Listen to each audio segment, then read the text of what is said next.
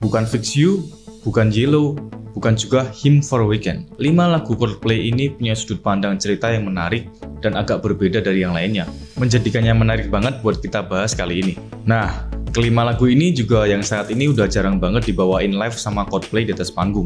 Padahal lagunya enak banget buat didengerin sambil ngelamun. Nah, apa aja kelima lagunya? Tonton sampai selesai ya.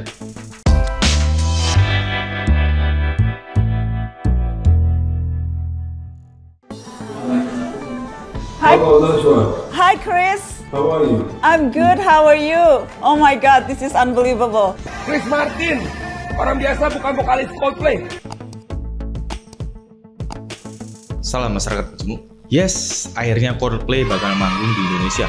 Penantian 20 tahun lebih buat para Coldplayer akhirnya terbayarkan sudah. Karena nanti di tanggal 15 November, akhir tahun ini, Chris Martin dan kawan-kawan bakal mengguncang Stadion Gelora Bung Karno. Oh iya, kalian ada yang nggak kebagian war tiketnya? Nggak apa-apa buat kalian yang nggak kebagian war tiketnya, karena aku juga nggak kebagian kok. Mau tahu nggak kenapa aku nggak kebagian tiketnya? Ya karena apa lagi? Karena nggak beli. Buat orang dari salah satu daerah dengan tingkat UMR yang rendah kayak aku, kalian udah bisa nebak sendirilah kenapa aku mutusin buat nggak beli tiketnya. Padahal kalau ditanya, aku juga pengen banget gitu kan bisa nonton Coldplay, karena kapan lagi mereka bisa ke Indonesia? Seenggaknya wishlist nonton konser sekali seumur hidup lah. Sementara Coldplay kabarnya juga bakal pensiun nggak lama lagi. Udah paling bener nonton Aldi Taher aja lah.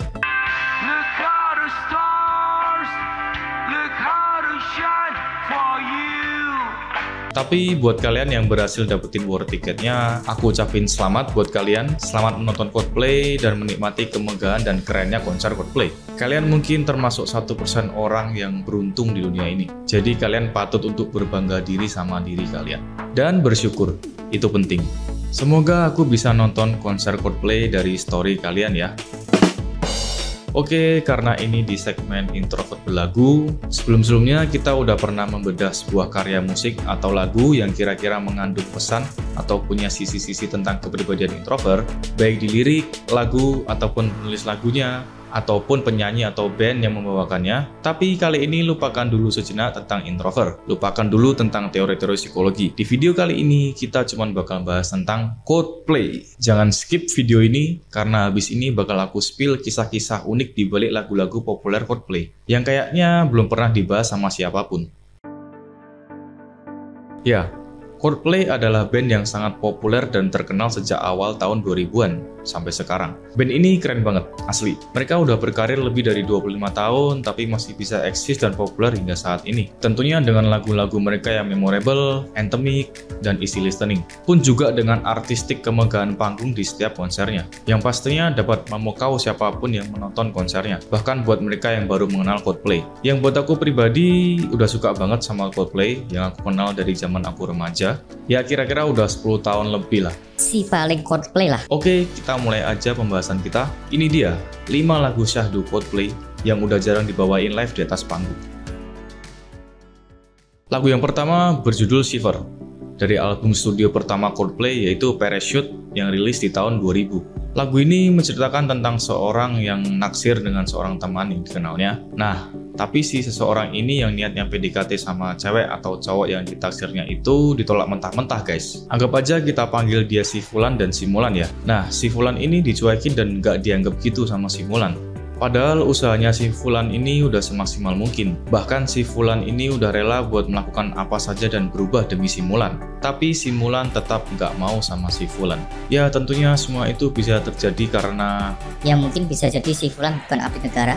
Jadi meskipun udah jelas-jelas si Fulan tokoh utama dalam lagu ini ditolak sama si Mulan, tapi dia nggak pernah patah semangat.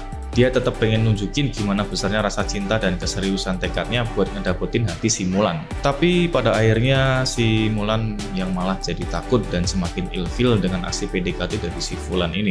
Makanya judul lagunya Shiver, karena artinya gemetar atau menggigil. Kayaknya relate banget ya dengan kisah muda-mudi masa kini, yang kalau udah ngebucin bakal rela ngelakuin apa aja buat calon ayangnya. Calon. Nuansa indie alternatif rocknya sangat kental di dalam lagu ini, yang kerasa pas banget buat menggambarkan kisah masa muda yang getir, namun penuh gairah. dan semangat dalam memperjuangkan cinta. Lagu Shiver ini berjajar dengan lagu-lagu lainnya dalam album Parachute yang menonjolkan genre alternatif rocknya, menandai awal kemunculan Coldplay di industri musik dunia, dan gebrakan yang membuat Coldplay mencuri perhatian pada saat itu. Di tahun 2002, mereka berhasil memenangkan Grammy pertama mereka lewat album ini. Lagu selanjutnya berjudul Warning Sign. Lagu yang enak dan syahdu ini sayangnya sangat dibenci sama Chris Martin, vokalis Coldplay itu sendiri. Saking bencinya Chris Martin dengan lagu ini, bahkan dia pernah ingin menghapus lagu ini dari daftar track album kedua Coldplay, yaitu Rush of Blood to the Head. Waduh, jangan dong Om Chris. Warning Sign menceritakan tentang penyesalan seseorang karena telah mengabaikan kekasihnya dan bermaksud untuk meninggalkannya. Mungkin karena ngerasa bosan dan gak cocok lagi, dia sempat tergoda untuk meninggalkan sang kekasih. Tetapi jalan ceritanya berubah. Pada akhirnya, dia seolah mendapatkan sebuah pesan dari semesta kalau sang kekasihnya itu justru adalah seseorang yang sebenar-benarnya dia butuhkan dan dia cintai. Dia pun tidak jadi meninggalkan kekasihnya dan memilih untuk setia bersamanya. Yah, sesuatu yang udah langka ya di zaman sekarang. Karena kalau sekarang kan bosan dikit langsung cari yang lain. Quotes yang menurutku keren di lagu ini ada di lirik setelah ref pertamanya. A warning sign. Came back to haunt me and I realized you were an island and I passed you by, but you were an island to discover.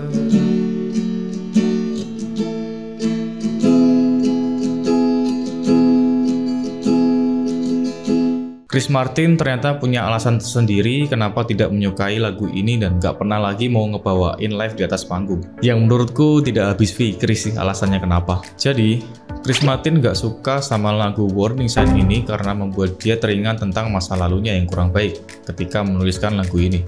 Waktu itu Chris Martin memang ingin memutuskan pacarnya, namun akhirnya dia memilih untuk gak jadi berpisah. Dia mengaku kenangan itu sangat mengganggu pikirannya dan membuatnya seolah-olah seperti seorang pria yang brengsek. Ya walaupun gitu, sekarang ujung-ujungnya mereka tetap udah jadi mantan juga sih. Oke, lanjut ke lagu 3 berjudul Swallowed in the Sea. Lagu ini bercerita tentang kode-kodean seorang cewek ketika lagi ngambek dan si laki-lakinya yang berusaha untuk membujuk dan merayunya biar bisa ceria lagi dan mau bersamanya. Ya semacam tarik ulur lah kalau dalam hubungan. Makanya lagu ini berjudul Swallowed in the Sea karena diibaratkan hati seseorang wanita itu seperti lautan lepas, luas dan dalam, tapi kita tidak pernah benar-benar tahu apa yang ada di dalamnya dan apa yang ada di dasar dan lubuk hatinya. Tapi ternyata bukan itu makna sebenarnya dari lagu ini. Women. Awalnya aku ngiranya gitu kalau kita cerna dari terjemahan liriknya. Tapi ternyata Chris Martin punya cerita tersendiri tentang lagu ini. Dia membuat lagu ini untuk menghibur istrinya, Gwyneth Paltrow, yang pada saat itu lagi sedih dan lagi terpukul akibat kematian ayahnya. Lagu Swallowed in the Sea ini masuk di track ke-11 dalam album ketiga Coldplay, yaitu X and Y, di mana album ini secara garis besar menarasikan pandangan Chris Martin tentang harapan, cinta, dan perasaan takut dan ragu. Dan lagu Swallowed in the Sea ini pun sukses, selalu bisa membuat Gwyneth Paltrow menangis setiap kali mendengarkan lagu ini. Namun sayangnya lagu ini kurang sukses untuk sering dibawakan live sama Coldplay di atas panggung. I can write a song 100 miles long. Well, that's where I belong. You belong with me.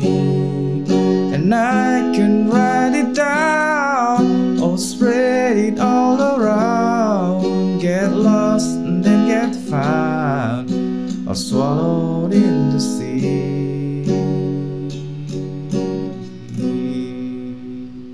Ada sebuah fakta penting dari album X and Y ini, yaitu adanya lagu Fix You yang sangat laris manis di tahun 2005. Bahkan Chris Martin sendiri pernah menyebutkan dalam sebuah interview kalau lagu Fix You ini adalah salah satu lagu terpenting yang pernah ditulis oleh Coldplay. Fix You bahkan sampai sekarang masih selalu dibawakan dan jadi lagu andalan Coldplay ketika mereka di atas panggung. Lights will guide you home and ignite your bones. I will try fix you. Ayo, siapa tadi agak ikutan nyanyi? Oke, lanjut lagu keempat, ada True Love dari album Ghost Stories yang rilis pada tahun 2014. Lagu ini adalah lagu favorit Chris Martin yang bercerita tentang sepasang kekasih yang awalnya saling mencintai. Namun pada akhirnya salah satu pihak memilih untuk meninggalkan kekasihnya tanpa alasan dan sebab yang jelas. Sang kekasih yang ditinggalkan pun menjadi bingung dan tidak mengerti mengapa semua ini bisa terjadi. Background dari cerita di dalam lagu ini memang terkesan sederhana dan klasik yang biasa ada di dalam sebuah cerita romantisme pada umumnya. Perpisahan dengan seorang kekasih yang amat dicintai. Tapi yang bikin lagu ini menarik dan istimewa menurutku ada pada sebaik penggalan lirik di dalam refnya. Tell me you love me if you don't lie. Oh, lie to me. Asli, denger ref yang kayak gini gitu menyayat hati banget teman-teman. Ketika seseorang yang kita cintai tidak lagi mencintai kita dan memilih untuk meninggalkan kita, tapi di satu sisi kita masih ingin tetap mempertahankan hubungan dengannya. Maka mau tidak mau, kita sampai harus memaksa orang itu untuk tetap bersama kita meskipun itu terasa sangat menyakitkan dan penuh dengan kebohongan. Rasanya itu kayak dikhianati dan ditinggal pas lagi sayang-sayangnya. Lagu kelima dan terakhir berjudul Ink. Yap, yang terjemahannya artinya tinta. Bukan tinta yang itu ya. Tinta yang dimaksud di sini adalah tinta untuk membuat tato. All I know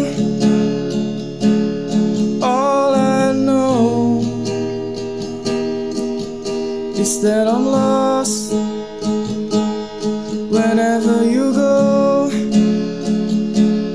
Ink adalah lagu yang paling aku suka dari kelima lagu yang kita bahas di video kali ini. Nah, kenapa tinta atau tato? Chris Martin, sang vokalis, pernah menjelaskan kalau cinta itu ibarat tato, yang ketika kita pertama kali membuatnya terasa menyenangkan dan asik aja.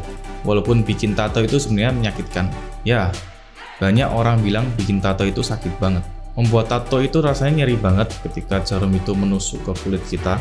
Aku nggak tahu sih sakitnya kayak gimana, karena belum pernah bikin juga. Tapi kita bisa tetap kuat menahan rasa sakit itu karena perasaan senang dan penasaran yang kita rasakan ketika kita ingin membuat tato itu.